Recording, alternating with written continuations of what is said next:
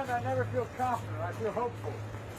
Earlier you gave a shout out to the 54% of elected. That's about voters. I'm curious why you think that's so important. Well, because we're getting overwhelming support from women voters. Why do you think that is, President? Well, I think it's because two reasons. One, all that I've done from violence against women and my activities relating to access for women opportunities to Donald Trump. Mr. Vice President, this has clearly been an unprecedented campaign because of the pandemic.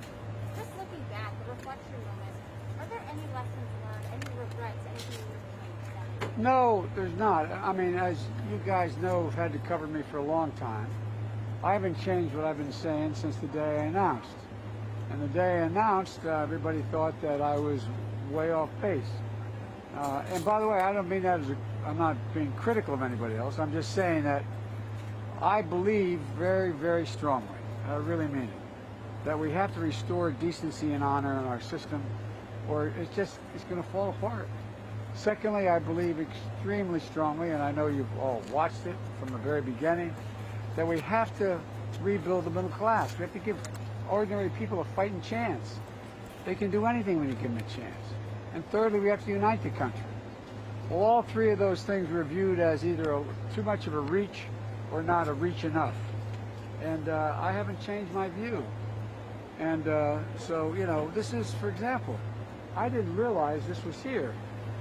The Reverend Herring, who was one of the 5 major leaders in the black community when I got started in Wilmington, back when I was a kid, when I started off as a lifeguard. My good luck charm is I always go back to where I started every election I go by. So we're going to go back by Price's Run swimming pool, and it was you know, the leadership in the community from here, from Riverside all the way up to Price's Run on the east side, was overwhelmingly African American, but it all was in the black church. The black church was the heart and soul of the entire movement for people here, and so it's and when I started off as a kid getting involved, I had a job at a nice country club kind of pool as a lifeguard. I wanted to work on the east side because I knew I played ball with a lot of great black athletes, but I knew, you know, I didn't know them. I mean, we knew each other, we were friends, but I didn't know them, and it was a great education. It was like the Green Mile, you know, you see the movie? Well, it's like that. You know, you begin to, when you realize that the people I've known for a long time, that, you know, they lived in the middle of a city and a county that was white, and they didn't know anybody. I mean, they knew, but they didn't know anybody. And it was a real education for me. I'm not being melodramatic. I mean, it really was. And I think I've told a couple of you, the guys who, and there were men, there were all the lifeguards at that time, the guys who got the jobs were usually the relatively well-known athletes who they hired. And, you know, there were people, all the 13 lifeguards I worked with, all of them became really successful in their lives. And, but it was interesting that we'd sit and talk, and they'd ask me questions that stunned me. They would ask, like, I think I've told you before, you know, Jamie asked me, do you have a jerry can, meaning a 5-gallon can for gasoline? I said, no, what do you need a jerry can for? I'm going to go see my grandmother. I said, what's she needed for? Her oil burner or something? He said, no, she lives in North Carolina. I can't stop at any gas stations. We can't stop. Got to have my, I mean, things like that were sort of eye-opening for me. Do you think things are better now or worse? Well, I think they're better now. I know they're better now.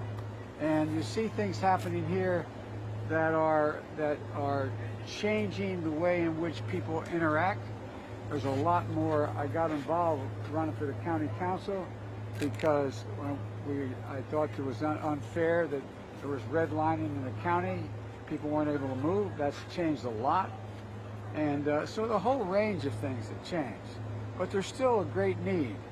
But what's happening is that there's people who are there's people who are in a position that they're getting engaged now, and and it's mainly, like I said, when you had guys like Reverend Herring, I'd go to mass and then go down and sit in his church, and we'd talk about, plan about what we're going to do. We're going to desegregate a movie theater. We're going to march for something. I mean, and by the way, I'm not making myself out to be something special. It was just a lot of folks my age got engaged, and that's how I got engaged. What do you know about America? What do you think about America that you didn't know in 1972 or 1988 or 2008? I mean, just looking back over the course of your career and the moment you're at right now. Well, I mean, there's a whole lot. Hopefully, with age comes a little bit of wisdom. What I know is that hadn't changed is my absolute belief in the American people. You give them an even shot, they can do anything. I mean, they really can. What do you think President Trump claims victory tonight, and it's not clear that he won? What's your plan for that? Via tweet or otherwise? Because we know, based on our reporting at Axios, that that's what he plans to do. Well, look, like I said, you heard me use the line today several times. Presidents can't determine what votes counted or not counted. And, voters determine who's president. This isn't going to, no matter what he does, no matter what he says, the votes are going to be Do you counted. feel a responsibility to respond, though, or say something? No, I don't. I mean, look, it depends on what he says and how he says it. But, I don't feel a responsibility to respond. And by the way, as you've seen some of the articles written, I mean, this talk about there being disruptions and things like that, I mean, he's embarrassing Republicans. Republicans are walking away from him. I mean, but look, like I said, I'm superstitious about predicting what an outcome is going to be until it happens. That's sort of who I am, how I've always run. But I'm hopeful. That's all right. Thanks, guys. We gotta go. Thank you. Early returns. What are you hearing today? Well, what I'm hearing is that there's overwhelming turnout. And overwhelming turnout, particularly of young people, of women, and there's an overwhelming turnout among African Americans, for example, in Georgia and Florida, over the age of 65. So, I mean, the things that are happening bode well for the base that has been supporting it. But we'll see. We'll see. What do you have Thank you. You gotta wrap up. Let's go, you guys. We have to go, Mariana. You feel positive that you are on the path to winning? Well, I don't know. We don't know how this is going to come in. For example, if Florida came in by 1, it's over. Done. If Florida doesn't come in and, what happens is the early votes occur in some other states, I think we're going to do well we're going to reestablish that blue wall. I feel good about that.